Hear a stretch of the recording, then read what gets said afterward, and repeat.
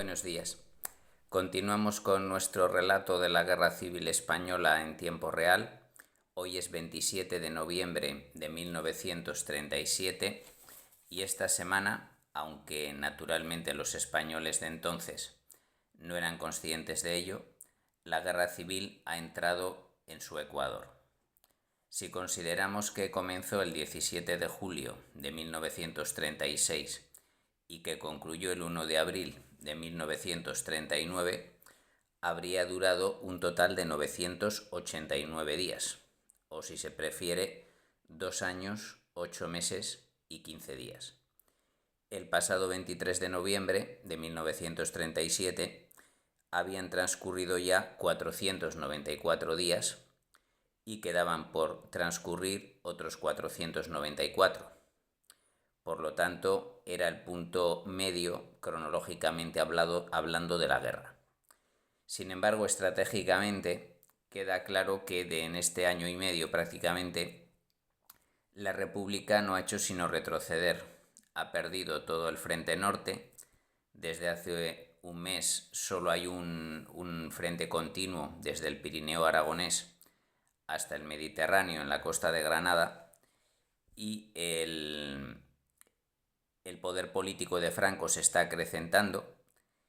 La República ha podido ir construyendo un ejército cada vez más organizado, pero que acumula derrotas por los problemas originarios de base que tenía. Diplomáticamente ha quedado aislada de las democracias, solo depende de la ayuda soviética, y Franco tiene buenas relaciones con las potencias fascistas. Por lo tanto, en este Ecuador de la guerra, además de las víctimas de la represión y de los combates y los bombardeos, tenemos un resultado cada vez más favorable a los franquistas, si bien la República aún tiene posibilidades de defensa. Sus éxitos han sido básicamente defensivos y va a ser difícil que reviertan la situación, aunque pueden mantener el dominio de media España, incluyendo las grandes ciudades de Madrid, Barcelona, Valencia, a la espera de que se defina un poco mejor la situación internacional. Por otra parte, debido a la reorganización militar que están realizando ambos bandos, militar y estratégica, ya esta semana no ha habido cambios destacados en lo militar ni tampoco en lo político. De manera que, como la semana pasada mencionaba los planes franquistas para este invierno y la organización del llamado Ejército Nacional en estas fechas, hoy haré lo mismo referente al bando republicano. Los planes militares que tiene la República para este invierno son conducidos principalmente, son organizados y diseñados por el general, ya desde el mes de octubre ha sido ascendido a general, Vicente Rojo, jefe del Estado Mayor Central. Ha preparado dos opciones, una de ellas ya se había diseñado en la primavera anterior, que es el plan P. Es el favorito de Rojo porque es el que tendría mejores perspectivas, o sea, tendría unos resultados más positivos. Es más ambicioso, por tanto, y más difícil de llevar a cabo. El plan P constituye en atacar por el frente de Extremadura, que lleva desde marzo inactivo, y es el que menos distancia hay hacia la frontera portuguesa. Desde Don Benito, en la provincia de Badajoz, se avanzaría hasta la capital pacense, que está prácticamente al lado de la línea de la frontera con Portugal, cortando en dos el territorio franquista, y luego se avanzaría hacia el sur hasta Sevilla, que es la ciudad más grande que controlan los franquistas.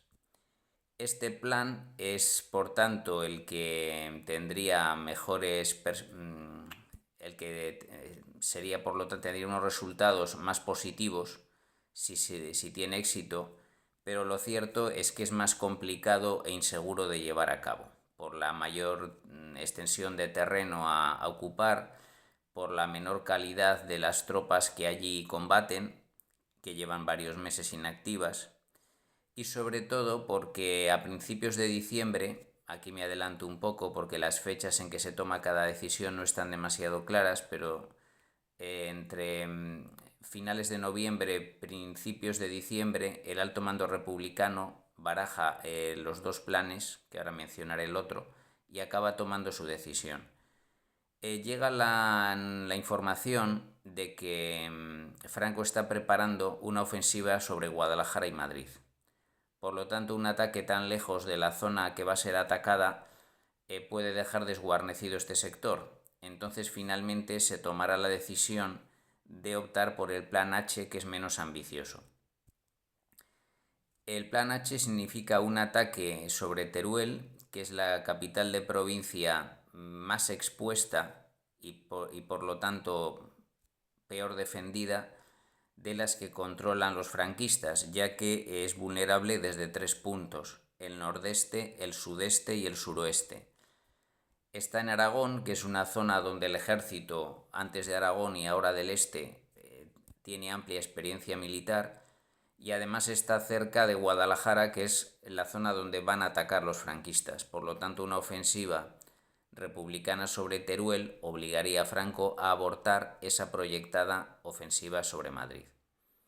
La cuestión que aún no tengo clara es cómo se enteraron los republicanos de la ofensiva franquista. En varios libros de Ricardo de la Cierva, Eladi Romero y Hugh Thomas se señala concretamente a un espía concreto que, disfrazado de pastor, entró en el alto mando franquista en Medinaceli, en la provincia de Soria, y obtendría una copia de los planes de ataque. Incluso en algún libro hablan de que el supuesto espía era nada menos que Cipriano Mera, líder anarquista que en esos momentos era comandante de la 14 División. Yo considero poco probable que un comandante de división se dedique a estas labores de espionaje. De todas maneras, es difícil que pasara desapercibida la presencia de varios cuerpos de ejército en el sector de Soria-Guadalajara a lo largo del otoño de 1937.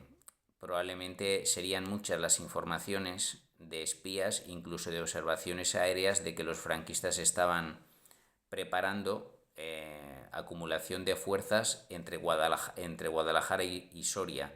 Por lo tanto, el objetivo probable sería Guadalajara-Madrid. Es una deducción lógica que no necesitaban la información concreta de un espía ni hacerse con los planos, pero ahí queda esa teoría que algunos han mencionado.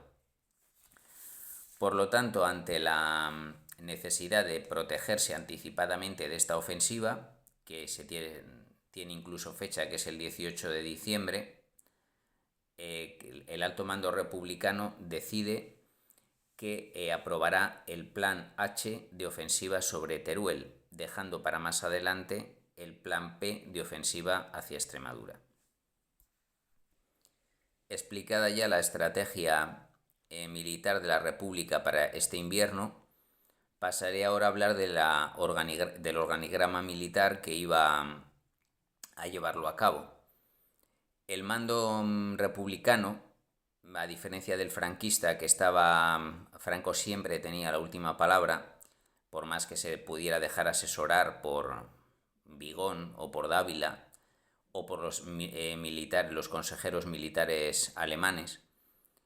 En la República había más consenso, es decir, Negrín tenía el mando teórico de las Fuerzas Armadas como presidente del gobierno, pero la responsabilidad de mando sobre las mismas se refería a Indalecio Prieto, ministro de Defensa, y el diseño de los planes militares, que normalmente eran aprobados por los políticos, era el del jefe del Estado Mayor Central, general Vicente Rojo. El ministro de Defensa Nacional tenía 4 subsecretarías que estaban en manos de militares: la de Tierra, teniente coronel Fernández Bolaños; la de Mar, almirante Fuentes; la del Aire, coronel Camacho; y la de Armamento, coronel Pastor. Seguía existiendo el comisariado de guerra, si bien algo más despojado de sus poderes político-militares, que, como vimos hace poco, Álvarez del Valle había sido sustituido por Crescenciano Bilbao, que era más seguidor de Indalecio Prieto. En cuanto a la estructura militar del Ejército Popular, en estos momentos estaba organizado en 6 ejércitos por áreas geográficas, 5 por áreas geográficas, y un ejército de maniobra que incluía las unidades más destacadas del Ejército Popular para ser enviado a las ofensivas o necesidades defensivas que se fueran presentando. Los ejércitos eran el del centro, dirigido por Miaja, que contaba con 5 cuerpos, el del este, dirigido por Perea, antes ejército de Aragón, que contaba con 3 cuerpos de ejército, el de Levante, dirigido por Hernández Saravia, que contaba con 2 cuerpos de ejército, el de Andalucía, dirigido por el coronel Prada, con otros 2 cuerpos, el de Extremadura, al mando del coronel Burillo, con otros 2 cuerpos de ejército, y el de maniobra, dirigido por Menéndez, que contaba con 5 cuerpos de ejército. Si bien la composición de los cuerpos de ejército de estos 6 ejércitos fue variando bastante entre 1937 y 1938. Pero en general el del centro, que defendía Madrid, y el de maniobra, que era el que se utilizaba para las operaciones militares más importantes, que era móvil, esos eran los más dotados de cuerpos de ejército, los que tenían más unidades militares. En total, entre los 6 ejércitos había 750.000 hombres, aproximadamente a principios de 1938. Por lo que se refiere a la Armada, su Estado Mayor estaba dirigido por el almirante González de Ubieta, recientemente nombrado, ya que en septiembre el almirante Buiza había sido destituido tras el fracaso de la batalla del Cabo Churchill. La Armada Republicana en este año y medio de guerra ha sufrido bastantes reveses, como la pérdida del acorazado Jaime I en junio, la de 2 destructores y 5 submarinos. Como no cuenta con astilleros y el apoyo naval soviético es prácticamente inexistente, solo ha podido obtener 12 lanchas torpederas GS-9.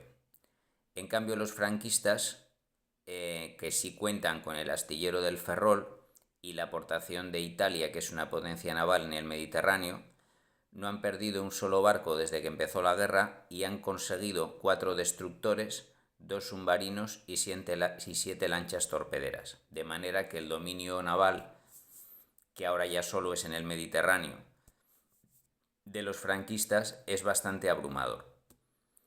En cuanto a la aviación republicana, todavía dependía del ejército y la armada, pero sería su propia arma independiente a partir del 8 de enero de 1938.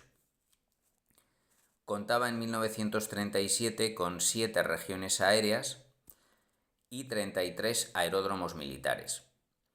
Las regiones aéreas no correspondían exactamente con los límites provinciales, pero aproximadamente la primera incluía Madrid y Guadalajara, la segunda Murcia, Alicante y Almería, la tercera Cataluña y Aragón, la cuarta Valencia y Castellón, la quinta Ciudad Real y Extremadura, la sexta, ahora desaparecida, era la región norte, Asturias, Santander y Vizcaya, y la séptima Albacete y Cuenca.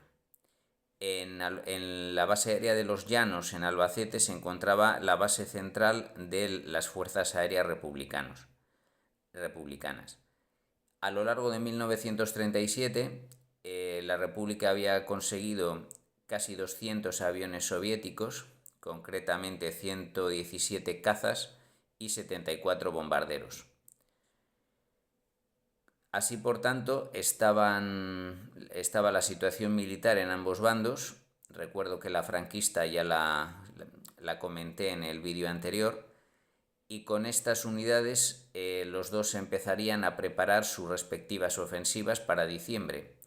Franco la de Guadalajara para el 18 de diciembre y los republicanos la de Teruel, si bien a fecha de 27 de noviembre aún no se habían decidido si atacar en Extremadura o en Teruel, que sería a mediados de diciembre. Por lo tanto, a lo largo de las siguientes semanas, me centraré más en acontecimientos políticos nacionales e internacionales hasta que el día 14 de diciembre los republicanos acaben iniciando las operaciones en el sector de Teruel. Muchas gracias por escucharme y hasta pronto.